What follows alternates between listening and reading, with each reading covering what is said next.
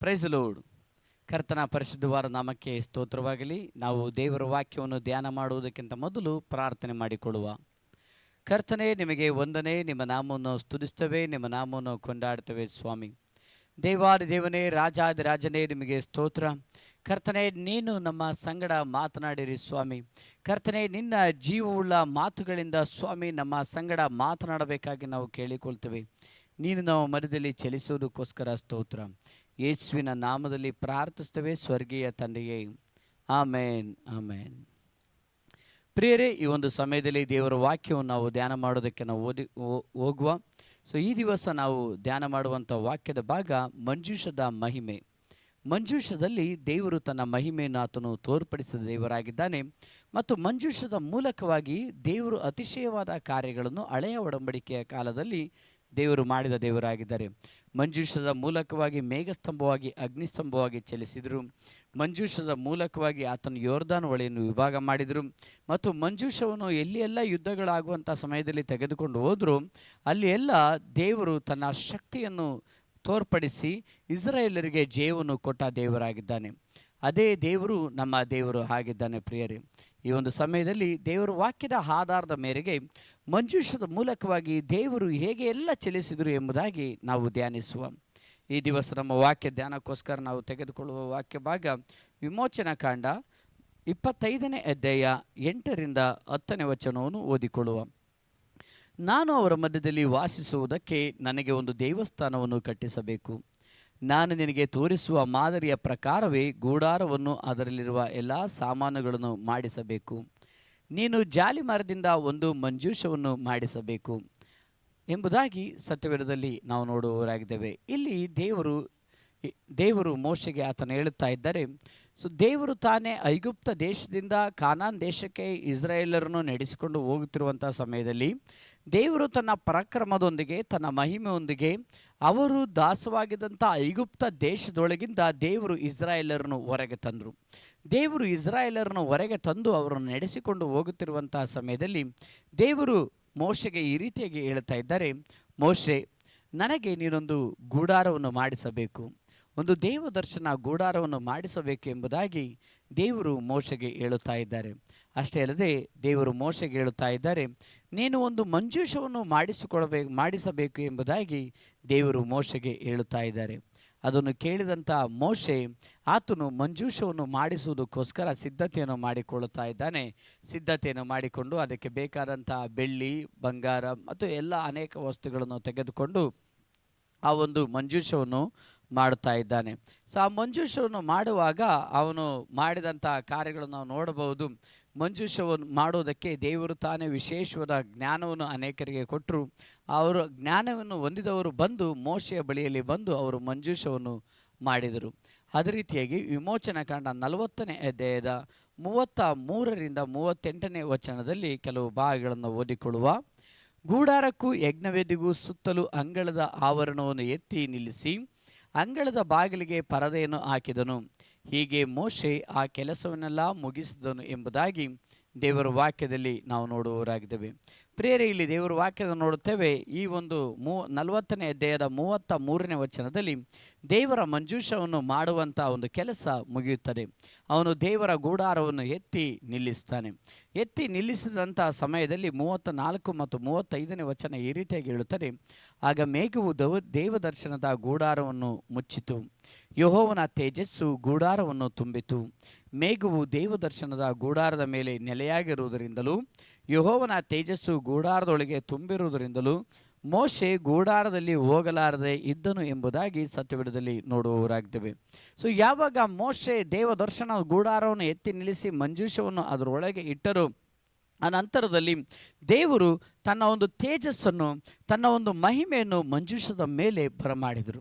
ದೇವರು ತಾನೇ ಆತನು ಮೇಘಸ್ತಂಭವಾಗಿ ಮಂಜೂಷದ ಮೇಲೆ ಆತನು ಬಂದರು. ಆತನ ಒಂದು ಬಲವಾದ ಮಹಿಮೆ, ಆತನ ಒಂದು ಬಲವಾದ ಒಂದು ತೇಜಸ್ಸು, ಆತನ ಒಂದು ಮಹಿಮೆಯಾದಂಥ ಒಂದು ಮೇಘ ಆ ಒಂದು ಮಂಜೂಷದ ಮೇಲೆ ಇಳಿದು ಬಂದಿತ್ತು. ದೇವರು ತಾನೇ ಸ್ವತಃ ಮಂಜೂಷದ ಮೇಲೆ ಇಳಿದು ಬಂದಂಥ ಸಮಯದಲ್ಲಿ ನಾವು ಸತ್ಯವೇದದಲ್ಲಿ ನೋಡ್ತೇವೆ, ಮೋಶೆಯು ಸಮೇತ ಆ ಮಂಜೂಷದ ಹತ್ತಿರ, ದೇವದರ್ಶನದ ಗೂಡಾರದ ಹತ್ತಿರ ಹೋಗುವುದಕ್ಕೆ ಸಾಧ್ಯವಾಗುವುದಿಲ್ಲ. ಮೋಶೆ ಸೀನಾ ಬೆಟ್ಟಕ್ಕೆ ಹೋದಂಥ ಮೋಶೆ, ಆದರೆ ಮಂಜೂಷದ ಹತ್ತಿರ ಅವನಿಗೆ ಹೋಗುವುದಕ್ಕೆ ಸಾಧ್ಯವಾಗಲಿಲ್ಲ. ಅದಾಂತರವಾಗಿ 36ನೇ ವಚನದಲ್ಲಿ ಈ ರೀತಿಯಾಗಿ ನಾವು ನೋಡ್ತೇವೆ, ಆ ಮೇಘವು ಗೂಡಾರವನ್ನು ಬಿಟ್ಟು ಮೇಲಕ್ಕೆ ಹೋದಾಗ ಇಸ್ರಾಯೇಲರು ಮುಂದೆ ಪ್ರಯಾಣ ಮಾಡುವರು. ಆ ಮೇಘವು ಬಿಡದೇ ಇರುವಾಗ ಅದು ಬಿಡುವ ತನಕ ಪ್ರಯಾಣ ಮಾಡದೇ ಇರುವರು. ಇಸ್ರಾಯೇಲರ ಎಲ್ಲ ಪ್ರಯಾಣಗಳಲ್ಲಿಯೂ ಅವರ ಕಣ್ಣು ಮುಂದೆ ಹಗಲು ಹೊತ್ತಿನಲ್ಲಿ ಯೆಹೋವನ ಮೇಘವು ಗೂಡಾರದ ಮೇಲೆ ಇತ್ತು. ರಾತ್ರಿ ವೇಳೆಯಲ್ಲಿ ಆ ಮೇಘದೊಳಗೆ ಅಗ್ನಿಯು ಪ್ರಕಾಶಿಸುತ್ತಿತ್ತು ಎಂಬುದಾಗಿ ಸತ್ಯವೇದದಲ್ಲಿ ನಾವು ನೋಡುವವರಾಗಿದ್ದೇವೆ. ಪ್ರಿಯರೇ, ಈ ಮೇಘದ ಮೂಲಕವಾಗಿ ದೇವರು ಇಸ್ರಾಯೇಲ್ ಜನರಿಗೆ ದರ್ಶನವನ್ನು ಕೊಡೋದಕ್ಕೆ ಪ್ರಾರಂಭ ಮಾಡಿದರು. ಈ ಒಂದು ಮಂಜೂಷದ ಮೂಲಕವಾಗಿ ದೇವರು ಇಸ್ರಾಯೇಲ್ ಜನರ ಹತ್ರ ಮಾತನಾಡೋದಕ್ಕೆ ಪ್ರಾರಂಭ ಮಾಡಿದರು. ಈ ಮಂಜೂಷದ ಮೂಲಕವಾಗಿ ದೇವರು ಇಸ್ರಾಯೇಲ್ ಜನರಿಗೆ ತನ್ನ ಅದ್ಭುತಗಳನ್ನು, ತನ್ನ ಸೂಚಕ ಕಾರ್ಯಗಳನ್ನು ಮಾಡುವುದಕ್ಕೆ ಪ್ರಾರಂಭ ಮಾಡಿದರು. ನಾವು ಸತ್ಯವೇದದಲ್ಲಿ ನೋಡುತ್ತೇವೆ, ಯಾರೆಲ್ಲ ದೇವರಿಂದ ಉತ್ತರವನ್ನು ಬಯಸಿದವರಾಗಿದ್ದರು ಆ ಜನರೆಲ್ಲರೂ ಮೋಶೆ ಹತ್ತಿರ ದೇವದರ್ಶನದ ಗೂಡಾರದ ಹತ್ತಿರ ಬರುತ್ತಿದ್ದರು. ದೇವದರ್ಶನದ ಗೂಡಾರದ ಹತ್ತಿರ ಬಂದು ಅವರು ಮೋಶೆಯ ಮೂಲಕ ದೇವರ ಉತ್ತರವನ್ನು ಹೊಂದಿಕೊಳ್ತಾ ಇದ್ದರು. ಅಷ್ಟೇ ಅಲ್ಲದೆ ಅಲ್ಲಿ ಮುಂದಿನ ವಾಕ್ಯದಲ್ಲಿ ನಾವು ಈ ರೀತಿಯಾಗಿ ನೋಡ್ತೇವೆ, ಯಾವಾಗ ಗೂಡಾರದ ಮೇಲಿನಿಂದ ಮೇಘವು ಎತ್ತಲ್ಪಡ್ತದೋ ಆಗ ಅವರು ಪ್ರಯಾಣ ಮಾಡ್ತಾ ಇದ್ರು. ಯಾವಾಗ ಗೂಡಾರದ ಮೇಲೆ ಮೇಘವು ಇನ್ನೂ ಇರುತ್ತಾ ಇತ್ತು ಆಗ ಅವರು ಪ್ರಯಾಣವನ್ನು ಬೆಳೆಸುತ್ತಿರಲಿಲ್ಲ, ಅವರು ಪ್ರಯಾಣವನ್ನು ಮಾಡುತ್ತಿರಲಿಲ್ಲ. ಕಾರಣ ಏನೆಂಬುದಾಗಿ ನೋಡೋದಾದರೆ, ಅವರು ಕಾಡಿನಲ್ಲಿ ಇದ್ದರು, ಅವರು ಕಗ್ಗತ್ತಲೆಯಾದಂಥ ಒಂದು ಕಾಡಿನಲ್ಲಿ ಅವರು ಇದ್ದರು ಮತ್ತು ಮರುಭೂಮಿಯಲ್ಲಿಯೂ ಸಹ ಅವರಿದ್ದರು. ಈ ಮರುಭೂಮಿಯಲ್ಲಿಯೂ ಅವರು ಹೋಗುತ್ತಿರುವಂಥ ಸಮಯದಲ್ಲಿ ಮುಂದೆ ಅವರಿಗೆ ಮಾರ್ಗ ಗೊತ್ತಿರಲಿಲ್ಲ. ಅವರು ಎಲ್ಲಿ ಇಳುಕೊಳ್ಳಬೇಕು, ಎಲ್ಲಿ ನೀರಿದೆ, ಎಲ್ಲಿ ಗಿಡ ಮರಗಳಿದೆ ಎಂಬುದು ಯಾವುದೇ ಒಂದು ಸೂಚನೆಗಳು ಇಸ್ರಾಯೇಲರಿಗಾಗಲಿ ಮೋಶೆಗಾಗಲಿ ಗೊತ್ತಿರಲಿಲ್ಲ. ಈ ರೀತಿಯಾಗಿ ಗೊತ್ತಿರದೇ ಇರುವಂಥ ಸಮಯದಲ್ಲಿ ಮಂಜೂಷದ ಮೂಲಕ ದೇವರು ತನ್ನ ಮಹಿಮೆಯನ್ನು ಆತನು ಬರಮಾಡಿ ಆತನು ಇಸ್ರಾಯೇಲರಿಗೆ ಮಾರ್ಗವನ್ನು ತೋರಿಸಿದರು. ಮರುಭೂಮಿಯಲ್ಲಿ ಇಸ್ರಾಯೇಲರಿಗೆ ಮಾರ್ಗವನ್ನು ತೋರಿಸಿದರು, ಕಾಡಿನಲ್ಲಿ ಇಸ್ರಾಯೇಲರಿಗೆ ಮಾರ್ಗವನ್ನು ತೋರಿಸಿದರು. ಅಷ್ಟೇ ಅಲ್ಲದೆ ಮಾರ್ಗವಿಲ್ಲದೆ ಇರುವಂಥ ಸಮಯಗಳಲ್ಲಿ ದೇವರು ಮಾರ್ಗವನ್ನು ಮಾಡಿಕೊಂಡು ಆತನು ಇಸ್ರಾಯೇಲರನ್ನು 40 ವರ್ಷಗಳ ಕಾಲ ಆತನು ಮಂಜೂಷದ ಮೂಲಕವಾಗಿ ಗೂಡಾರದ ಮೂಲಕವಾಗಿ ಆತನು ಪೋಷಿಸಿ ಆತನು ನಡೆಸಿಕೊಂಡು ಹೋದರು. ಹಲ್ಲೆಲೂಯ. ಪ್ರಿಯ ದೇವ ಮಕ್ಕಳುಗಳೇ, ಈ ದಿವಸಗಳಲ್ಲಿ ನಿಮ್ಮ ಜೀವಿತದಲ್ಲಿ ಒಂದು ವೇಳೆ ಮರುಭೂಮಿಯ ಪರಿಸ್ಥಿತಿ ನಿಮಗೆ ಇರಬಹುದು, ಒಂದು ವೇಳೆ ಕಾಡಿನ ಪರಿಸ್ಥಿತಿಗಳು ನಿಮಗೆ ಇರಬಹುದು. ನಿಮ್ಮ ಜೀವಿತದಲ್ಲಿ ನನಗೆ ಮಾರ್ಗಗಳು ಕಾಣುತ್ತಾ ಇಲ್ಲ, ನಾನು ಒಂದು ಕತ್ತಲೆಯ ಒಂದು ಮಾರ್ಗದಲ್ಲಿದ್ದೇನೆ, ನನ್ನ ಸ್ಥಿತಿ ತುಂಬ ಚಿಂತಾಜನಕವಾಗಿದೆ, ನಾನು ಮರುಭೂಮಿಯಲ್ಲಿ ಅಲೆಯುತ್ತಾ ಇದ್ದೇನೆ, ಮರುಭೂಮಿ ಅಂತಿರುವಂಥ ಒಂದು ಒಣಗುವಿಕೆ, ಒಂದು ಡ್ರೈನೆಸ್, ಒಂದು ಅಸಮಾಧಾನದ ಜೀವಿತ, ಒಂದು ಅನಾರೋಗ್ಯದ ವ್ಯಾಧಿ ಈ ರೀತಿಯಾಗಿ ನನ್ನನ್ನು ಆವರಿಸಿದೆ ಎಂಬುದಾಗಿ ನೀವು ಅನೇಕರು ನಿಮ್ಮ ಜೀವಿತದ ಈ ಒಂದು ಮರುಭೂಮಿಯಲ್ಲಿ ನೀವು ಹಾದು ಹೋಗುತ್ತಾ ಇರಬಹುದು. ಭಯಪಡಬೇಡ ಪ್ರಿಯ ಸೋದರ ಸೋದರಿ, ಕರ್ತನು ನಿಮ್ಮ ಸಂಗಡ ಇದ್ದಾನೆ. ಕರ್ತನು ನಿಮಗೆ ಅದ್ಭುತಗಳನ್ನು ಮಾಡುವ ದೇವರಾಗಿದ್ದಾನೆ. ಆ ಮಂಜೂಷದ ಮೂಲಕವಾಗಿ ಇಸ್ರಾಯೇಲರನ್ನು ನಡೆಸಿದ ಅದೇ ದೇವರು ನಿಮ್ಮ ದೇವರಾಗಿದ್ದಾನೆ. ಮಂಜೂಷದ ಮೂಲಕ ತನ್ನ ಮಹಿಮೆಯನ್ನು ತೋರಿಸಿದ ಅದೇ ದೇವರು ನಿಮ್ಮ ದೇವರಾಗಿದ್ದಾನೆ. ಆತನು ನಿಮಗೆ ಹಗಲಿನಲ್ಲಿ ಮೇಘಸ್ತಂಭವಾಗಿದ್ದಾನೆ, ಆತನು ನಿಮಗೆ ಇರುಳಿನಲ್ಲಿ ಅಗ್ನಿ ಸ್ತಂಭವಾಗಿದ್ದಾನೆ. ಇಸ್ರಾಯೇಲರು ಮರುಭೂಮಿಯಲ್ಲಿ ಇದ್ದಂಥ ಸಮಯದಲ್ಲಿ ಅತಿ ಹೆಚ್ಚಾದಂಥ ಬಿಸಿಲಿನ ತಾಪಮಾನ ಅಲ್ಲಿ ಇರುತ್ತಾ ಇತ್ತು. ಹಗಲಿನಲ್ಲಿ ಬಿಸಿಲಿನ ತಾಪಮಾನ ಅಲ್ಲಿ ಇರುತ್ತಾ ಇತ್ತು, ರಾತ್ರಿಯಲ್ಲಿ ತುಂಬ ಅತೀವವಾದಂಥ ಒಂದು ಚಳಿ ಇಸ್ರಾಯೇಲರನ್ನು ಆವರಿಸ್ತಾ ಇತ್ತು. ಇಂಥ ಸಮಯದಲ್ಲಿ ಇಸ್ರಾಯೇಲರನ್ನು ಹಗಲಿನಲ್ಲಿ ಬಿಸಿಲಿನ ತಾಪಮಾನದಿಂದ ರಕ್ಷಿಸೋದಕ್ಕೋಸ್ಕರ ದೇವರು ಹಗಲಿನಲ್ಲಿ ಮೇಘವನ್ನು ಅವರ ಸುತ್ತಲೂ ಕಳಿಸ್ತಾ ಇದ್ದರು. ಆ ಮೇಘದ ನೆರಳಿನಲ್ಲಿ, ಆ ಮೇಘದ ತಂಪಾದ ನೆರಳಿನಲ್ಲಿ ಅವರು ತಮ್ಮ ಪ್ರಯಾಣವನ್ನು ನಡೆಸ್ತಾ ಇದ್ದರು, ತಮ್ಮ ಜೀವನವನ್ನು ಮಾಡಿಕೊಳ್ತಾ ಇದ್ದರು. ಅಷ್ಟೇ ಅಲ್ಲದೆ ಕತ್ತಲೆಯಲ್ಲಿ ಅತೀವವಾದ ಚಳಿ ಅವರನ್ನು ಬಾಧಿಸದಂತೆ ದೇವರು ತಾನೇ ಅಗ್ನಿಸ್ತಂಭವಾಗಿ 38ನೇ ವಚನದಲ್ಲಿ ನಾವು ನೋಡ್ತೇವೆ, ದೇವರು ತಾನೇ ಅಗ್ನಿಸ್ತಂಭವಾಗಿ ಇಸ್ರಾಯೇಲರನ್ನು ಕಾಪಾಡ್ತಾ ಇದ್ದರು. ಆ ಚಳಿ ಅವರನ್ನು ಬಾಧಿಸದ ರೀತಿಯಲ್ಲಿ ದೇವರು ಇಸ್ರಾಯೇಲರಲ್ಲಿರುವಂಥ 20 ಲಕ್ಷಕ್ಕೂ ಅಧಿಕವಾದ ಜನರನ್ನು ಮತ್ತು ಅವರ ಪ್ರಾಣಿಗಳನ್ನು, ಅವರಿಗಿರುವಂಥ ಸಕಲವನ್ನು ದೇವರು ಪೋಷಿಸಿ ಸಂರಕ್ಷಿಸಿದರು. ಹಲ್ಲೆಲೂಯಾ. 38ನೇ ವಚನದಲ್ಲಿ ನಾವು ನೋಡ್ತೇವೆ, ಇಸ್ರಾಯೇಲರ ಎಲ್ಲ ಪ್ರಯಾಣಗಳಲ್ಲಿಯೂ ಅವರ ಕಣ್ಣ ಮುಂದೆ ಹಗಲು ಹೊತ್ತಿನಲ್ಲಿ ಯೆಹೋವನ ಮೇಘವು ಗೂಡಾರದ ಮೇಲೆ ಇತ್ತು, ರಾತ್ರಿ ವೇಳೆಯಲ್ಲಿ ಆ ಮೇಘದೊಳಗೆ ಅಗ್ನಿ ಪ್ರಕಾಶಿಸುತ್ತಿತ್ತು ಎಂಬುದಾಗಿ ಸತ್ಯವೇದದಲ್ಲಿ ನಾವು ನೋಡುವವರಾಗಿದ್ದೇವೆ. ಪ್ರಿಯರೇ, ಈ ಒಂದು ವಾಕ್ಯ ಭಾಗದ ಪ್ರಕಾರ ನಮ್ಮ ದೇವರು ನಿಮ್ಮನ್ನು ಬಿಸಿಲೊಂದು ಬಾಧೆಗಳು ನಿಮ್ಮನ್ನು ಬಾಧಿಸದ ರೀತಿಯಲ್ಲಿ ನಮ್ಮ ದೇವರು ನಿಮ್ಮನ್ನು ಕಾಪಾಡುವ ದೇವರಾಗಿದ್ದಾನೆ. ಹಗಲಿನಲ್ಲಿ ಸಂಭವಿಸುವಂಥ ಎಲ್ಲ ಸಂಕಟಗಳಿಂದ ದೇವರು ನಿಮ್ಮನ್ನು ಬಿಡಿಸುವ ದೇವರಾಗಿದ್ದಾನೆ. ರಾತ್ರಿಯ ಇಕ್ಕಟ್ಟುಗಳಿಂದಲೂ ದೇವರು ನಿಮ್ಮನ್ನು ರಕ್ಷಿಸುವ ದೇವರಾಗಿದ್ದಾನೆ. ಆದ ಕಾರಣ ಪ್ರಿಯರೇ, ದೇವರ ಮಹಿಮೆಯನ್ನು ನೀವು ಆಶ್ರಯಿಸಿಕೊಂಡಿರುವಾಗ, ದೇವರ ಬಲವನ್ನು ನೀವು ಆಶ್ರಯಿಸಿಕೊಂಡಿರುವಾಗ ದೇವರು ತಾನೇ ಅದ್ಭುತವಾದ ಕಾರ್ಯಗಳನ್ನು ಮಾಡುವ ದೇವರಾಗಿದೆ. ನಮ್ಮ ದೇವರು ಮರುಭೂಮಿಯಲ್ಲಿಯೂ ಸಹ ಆತನು ಮಾರ್ಗವನ್ನು ತೋರಿಸುತ್ತಾನೆ.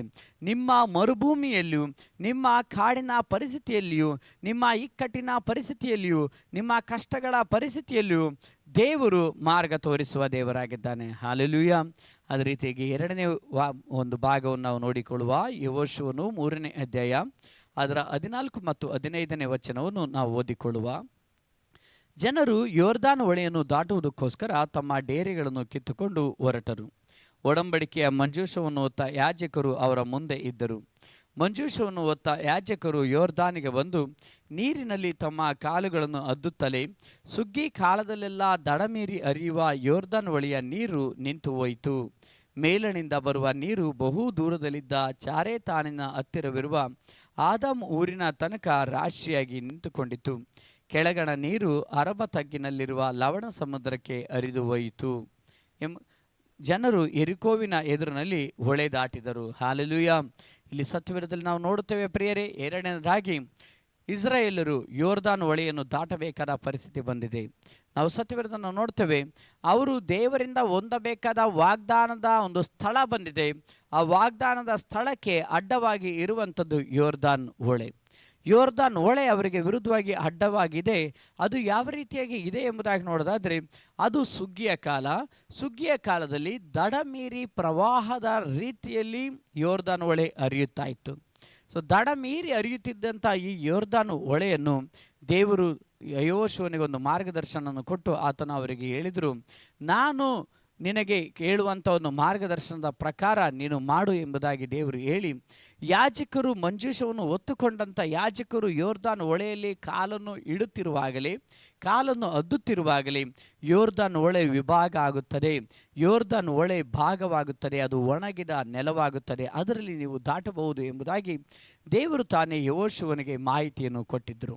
ಈ ಒಂದು ಮಾಹಿತಿಯ ಮೇರೆಗೆ ಮತ್ತು ದೇವರು ತಿಳಿಸಿದಂಥ ಆತನ ನಡೆಸುವಿಕೆಯ ಮೇರೆಗೆ ಯೆಹೋಶುವನು, ಆತನು ಮತ್ತು ಇಸ್ರಾಯೇಲರು ಯೊರ್ದಾನ್ ಹೊಳೆಯನ್ನು ದಾಟುವುದಕ್ಕೆ ಸಿದ್ಧರಾದರು. ಅವರು ದಾಟುವುದಕ್ಕೆ ಸಿದ್ಧರಾದಂಥ ಸಮಯದಲ್ಲಿ ಪರಿಸ್ಥಿತಿಗಳು ಅವರಿಗೆ ವಿರುದ್ಧವಾಗಿ ಇತ್ತು ಪ್ರಿಯರೇ. ಪರಿಸ್ಥಿತಿಗಳು ಅವರಿಗೆ ಸಾಮಾನ್ಯವಾದಂಥ ರೀತಿಯಲ್ಲಿ ಇರಲಿಲ್ಲ. ಪರಿಸ್ಥಿತಿಗಳು ಅವರಿಗೆ ವಿರುದ್ಧವಾಗಿತ್ತು. ನಾವು ನೋಡೋದಾದರೆ ಇಸ್ರಾಯೇಲರು ಹೊರಟಿದ್ದಾರೆ, ಯೆಹೋಶುವನು ಹೊರಟಿದ್ದಾನೆ, ಮಂಜೂಷವನ್ನು ಹೊತ್ತುಕೊಂಡಿದ್ದಾರೆ. ನಾವು ಈಗ ಕಾನಾನ್ ದೇಶಕ್ಕೆ ಹೋಗುವುದೇ ಎಂಬುದಾಗಿ ಅವರು ನಿರ್ಧರಿಸಿ ಅವರು ಹೋಗೋದಕ್ಕೆ ಹೊರಟಿರುವಂಥ ಸಮಯದಲ್ಲಿ ಅಲ್ಲಿ ನೋಡುತ್ತಾರೆ, ಯೊರ್ದಾನ್ ಹೊಳೆ ಪ್ರವಾಹವಂತೆ ದಡ ಮೀರಿ ಅದು ಹರಿಯುತ್ತಿದೆ. ದಡ ಮೀರಿ ಹರಿಯುತ್ತಿದ್ದಂಥ ಈ ಒಂದು ಯೊರ್ದಾನ್ ಹೊಳೆಯಲ್ಲಿ ದೇವರು ತಿಳಿಸಿದ ಪ್ರಕಾರವೇ ಯಾಜಕರು ಮಂಜೂಷವನ್ನು ಹೊತ್ತುಕೊಂಡು ಅದನ್ನು ಯೊರ್ದಾನ್ ಹೊಳೆಯಲ್ಲಿ ಕಾಲನ್ನು ಇಡುತ್ತಲೇ ಯೊರ್ದಾನ್ ಹೊಳೆ ವಿಭಾಗವಾಯಿತು. ಹಲ್ಲೆಲೂಯಾ. ಯೊರ್ದಾನ್ ಹೊಳೆ ವಿಭಾಗವಾಯಿತು, ಒಣ ನೆಲ ಉಂಟಾಯಿತು. ಆ ಒಣ ನೆಲವನ್ನು ದಾಟಿ ಅವರು ಮುಂದಕ್ಕೆ ಹೋದ ನಂತರವಾಗಿ ಅವರು ದೇವರು ವಾಗ್ದಾನ ಮಾಡಿದಂಥ ವಾಗ್ದಾನ ದೇಶಕ್ಕೆ ಅವರು ಹೋದರು. ಹಲ್ಲೆಲೂಯಾ. ದೇವರ ಮಂಜೂಷದ ಮೂಲಕವಾಗಿ ಇಸ್ರಾಯೇಲರು ವಾಗ್ದಾನದ ಸ್ಥಳವನ್ನು ಪ್ರವೇಶಿಸಿದರು. ಹಲ್ಲೆಲೂಯಾ. ಪ್ರಿಯ ಸಹೋದರ ಸಹೋದರಿ, ನಿಮ್ಮ ಜೀವಿತದಲ್ಲಿ ದೇವರು ಮಾಡಿದ ವಾಗ್ದಾನಗಳಿಗೆ ವಿರೋಧವಾಗಿ ಅನೇಕ ಯೊರ್ದಾನ್ ಹೊಳೆಗಳು ನಿಮಗೆ ಇರಬಹುದು, ಯೊರ್ದಾನ್ ಪ್ರವಾಹಗಳು ನಿಮಗೆ ವಿರುದ್ಧವಾಗಿ ಬಂದಿರಬಹುದು, ಯೊರ್ದಾನಿನಂತಿರುವಂಥ ಸಂಗತಿಗಳು ನಿಮಗೆ ವಿರುದ್ಧವಾಗಿ ನಿಂತಿರಬಹುದು. ವಾಗ್ದಾನ ಆಚೆ ಇದೆ, ನಾನು ಈಚೆ ಇದ್ದೇನೆ, ಮಧ್ಯದಲ್ಲಿ ಯೊರ್ದಾನ್ ನದಿ ಇದೆ, ಮಧ್ಯದಲ್ಲಿ ಸಮಸ್ಯೆಗಳಿದೆ, ಮಧ್ಯದಲ್ಲಿ ಇಕ್ಕಟ್ಟುಗಳಿದೆ, ಮಧ್ಯದಲ್ಲಿ ವೇದನೆಗಳಿದೆ, ಮಧ್ಯದಲ್ಲಿ ಅನೇಕ ವಿಧವಾದ ತೊಂದರೆಗಳಿದೆ, ಅನೇಕ ವಿಧವಾದಂಥ ಇಕ್ಕಟ್ಟಿನ ಮಾರ್ಗದಲ್ಲಿ ನಾನು ಸಾಗುತ್ತಾ ಇದ್ದೇನೆ ಎಂಬುದಾಗಿ ನಿಮ್ಮ ಪರಿಸ್ಥಿತಿಗಳು ಇರಬಹುದು ಸಹೋದರ ಸಹೋದರಿ. ಆದರೆ ಒಂದು ಮಾತ್ರ ಸತ್ಯ, ಇಸ್ರಾಯೇಲರನ್ನು ನಡೆಸಿದಂತಹ ಅದೇ ದೇವರು ನಿಮ್ಮ ದೇವರಾಗಿದ್ದಾನೆ. ಇಸ್ರಾಯೇಲರನ್ನು ಪೋಷಿಸಿದ ಅದೇ ದೇವರು ನಿಮ್ಮ ದೇವರಾಗಿದ್ದಾನೆ. ಯೊರ್ದಾನ್ ಹೊಳೆಯನ್ನು ವಿಭಾಗ ಮಾಡಿದ ದೇವರು ನಿಮ್ಮ ದೇವರಾಗಿದ್ದಾನೆ. ಯೊರ್ದಾನ್ ಹೊಳೆಯನ್ನು ವಿಭಾಗ ಮಾಡಿ ಇಸ್ರಾಯೇಲರನ್ನು ನಡೆಸಿದ ಅದೇ ದೇವರು ನಿಮ್ಮ ದೇವರು. ಆತನು ಸಹ ನಿಮ್ಮ ಜೀವಿತದಲ್ಲಿ ಇರುವಂಥ ಕಣ್ಣೀರಿನ ಯೊರ್ದಾನನ್ನು ನೀಗಿಸ್ತಾನೆ, ಕಷ್ಟದ ಯೊರ್ದಾನನ್ನು ನೀಗಿಸ್ತಾನೆ, ಅನಾರೋಗ್ಯದ ಯೊರ್ದಾನನ್ನು ನೀಗಿಸ್ತಾನೆ. ನಿಮಗೆ ವಿರುದ್ಧವಾಗಿರುವಂಥ ಎಲ್ಲ ಇಕ್ಕಟ್ಟಾದಂಥ ಯೋರ್ದಾನನ್ನು ದೇವರು ನೀಗಿಸ್ತಾನೆ. ನಿಮ್ಮ ಜೀವಿತವನ್ನು ಆಶೀರ್ವದಿಸಿ ಅಭಿವೃದ್ಧಿಗೆ ತೆಗೆದುಕೊಂಡು ಬರುತ್ತಾರೆ. ನಿಮ್ಮನ್ನು ವಾಗ್ದಾನದ ದೇಶಕ್ಕೆ ನಮ್ಮ ದೇವರು ಸೇರಿಸುವ ದೇವರಾಗಿದ್ದಾನೆ. ಹಾಲೆಲೂಯ. ಪ್ರಿಯ ಸಹೋದರ ಸಹೋದರಿ, ಕರ್ತನಲ್ಲಿ ನೆಲೆ ನಿಂತಿರುವಂಥ ನಿಮಗೆ ದೇವರು ತನ್ನ ಮಹಿಮೆಯಿಂದ ತುಂಬಿಸುವ ದೇವರಾಗಿದ್ದಾನೆ. ಕರ್ತನನ್ನು ನಂಬಿರುವಂಥ ನಿಮ್ಮ ಜೀವಿತದಲ್ಲಿ ದೇವರು ದೊಡ್ಡ ಕಾರ್ಯಗಳನ್ನು ಮಾಡುವ ದೇವರಾಗಿದ್ದಾನೆ. ಕರ್ತನನ್ನು ನಂಬಿ ಆತನಿಗೋಸ್ಕರ ಜೀವಿಸುತ್ತಿರುವಂಥ ನಿನ್ನ ಮೂಲಕವಾಗಿ ದೇವರು ತನ್ನ ಮಹಿಮೆಯನ್ನು ತೋರಿಸುವುದಕ್ಕೆ ಆತನು ಬಲವುಳ್ಳ ದೇವರಾಗಿದ್ದಾನೆ. ಪ್ರಿಯ ಸಹೋದರ ಸಹೋದರಿ, ಕರ್ತನನ್ನು ನೋಡಿ ಆತನ ಮಹಿಮೆಯನ್ನು ಕೇಳಿಕೊಳ್ಳಿ, ಆತನ ಪ್ರಸನ್ನತೆಯನ್ನು ಕೇಳಿಕೊಳ್ಳಿ. ದೇವರೇ, ನಿನ್ನ ಮಹಿಮೆ ನನ್ನನ್ನು ಆಳ್ವಿಕೆ ಮಾಡಲಿ. ನಿನ್ನ ಮಹಿಮೆ ನನ್ನನ್ನು ಮರುಭೂಮಿಯಲ್ಲಿ ನಡೆಸುವಂಥದ್ದಾಗಿದೆ. ನಿನ್ನ ಮಹಿಮೆ ನನಗೆ ಮರುಭೂಮಿಯಲ್ಲಿಯೂ ಆಹಾರವನ್ನು ಕೊಡುವಂಥದ್ದಾಗಿದೆ. ನಿನ್ನ ಮಹಿಮೆ ನನಗೆ ಮರುಭೂಮಿಯಲ್ಲಿಯೂ ಸಮೃದ್ಧಿಯ ಜೀವಿತವನ್ನು ಕೊಡುವಂಥದ್ದಾಗಿದೆ. ನಿನ್ನ ಮಹಿಮೆ ನನಗೆ ಮರುಭೂಮಿಯಲ್ಲಿಯೂ ಮಾರ್ಗವನ್ನು ತೋರಿಸುವಂಥದ್ದಾಗಿದೆ. ನಿನ್ನ ಮಹಿಮೆ ಯೋರ್ದಾನನ್ನು ನೀಗಿಸುವಂಥದ್ದಾಗಿದೆ. ನಿನ್ನ ಮಹಿಮೆ ನನ್ನನ್ನು ವಾಗ್ದಾನದ ದೇಶಕ್ಕೆ ನಡೆಸಿಕೊಂಡು ಹೋಗುವಂಥದ್ದಾಗಿದೆ. ಸಮೃದ್ಧಿಗೆ ನಡೆಸುವಂಥದ್ದಾಗಿದೆ, ಮಹಿಮೆಗೆ ನಡೆಸುವಂಥದ್ದಾಗಿದೆ, ಆಶೀರ್ವಾದಕ್ಕೆ ನಡೆಸುವಂಥದ್ದಾಗಿದೆ. ನಿಮ್ಮ ಕೆಲಸ ಕಾರ್ಯದಲ್ಲಿ ಆಶೀರ್ವಾದಕ್ಕೆ ನಡೆಸುವಂಥದ್ದಾಗಿದೆ. ನಿಮ್ಮ ಕುಟುಂಬದಲ್ಲಿ ಆಶೀರ್ವಾದಕ್ಕೆ ನಡೆಸುವಂಥದ್ದಾಗಿದೆ. ಪ್ರಿಯ ಸಹೋದರ ಸಹೋದರಿ, ಕರ್ತನನ್ನು ನಂಬಿರುವಂಥ ನಿಮ್ಮ ಜೀವಿತದಲ್ಲಿ ದೇವರ ಮಕ್ಕಳಾಗಿರುವಂಥ ನಿಮಗೆ ನಮ್ಮ ದೇವರು ಅದ್ಭುತ ಮಾಡುವುದಕ್ಕೆ ಆತನು ಆಸಕ್ತನಾದ ದೇವರಾಗಿದ್ದಾನೆ. ಆದ ಕಾರಣ ನಿಮ್ಮ ಸಮಸ್ಯೆಗಳನ್ನು, ನಿಮ್ಮ ದುಃಖಗಳನ್ನು ನೋಡಿ ಕುಂದಿ ಹೋಗಬೇಡಿ, ಭಯಪಡಬೇಡಿ. ಕರ್ತನು ನಿಮ್ಮ ಸಂಗಡ ಇದ್ದಾನೆ. ಕರ್ತನು ನಿಮ್ಮನ್ನು ಆಶೀರ್ವದಿಸಲಿ. ನಾವು ಪ್ರಾರ್ಥಿಸುವ. ಕರ್ತನೇ, ಈ ವಾಕ್ಯಕ್ಕೋಸ್ಕರ ಸ್ತೋತ್ರ ದೇವರೇ. ನಿನ್ನ ಮಹಿಮೆ ಪ್ರತಿಯೊಬ್ಬರನ್ನು ಆಳ್ವಿಕೆ ಮಾಡಲಿ, ನಡೆಸಲಿ ದೇವರೇ. ಕರ್ತನೆ, ಮರುಭೂಮಿಯ ಪರಿಸ್ಥಿತಿಗಳು ನೀಗಿಸಲ್ಪಡಲಿ ದೇವರೇ. ಯೋರ್ದಾನಿನ ಪರಿಸ್ಥಿತಿಗಳು ನೀಗಿಸಲ್ಪಡಲಿ ದೇವರೇ. ಕಷ್ಟಗಳು ನೀಗಿಸಲ್ಪಡಲಿ ದೇವರೇ. ವಾಗ್ದಾನದ ದೇಶಕ್ಕೆ ನೀವು ನಡೆಸಿರಿ, ವಾಗ್ದಾನದ ಸ್ಥಳಕ್ಕೆ ನಡೆಸಿರಿ. ವಾಗ್ದಾನವನ್ನು ಹೊಂದಿಕೊಳ್ಳುವಂತೆ ನೀವು ತಾನೇ ನಿಮ್ಮ ಮಕ್ಕಳನ್ನು ಬಲಪಡಿಸಿರಿ ಸ್ವಾಮಿ. ನೀವು ಈ ರೀತಿಯಾಗಿ ನಡೆಸುವುದಕ್ಕೋಸ್ಕರ ಸ್ತೋತ್ರ. ಯೇಸು ಕ್ರಿಸ್ತನ ನಾಮದಲ್ಲಿ ಪ್ರಾರ್ಥಿಸುತ್ತೇನೆ ಸ್ವರ್ಗೀಯ ತಂದೆಯೇ. ಆಮೇನ್, ಆಮೇನ್.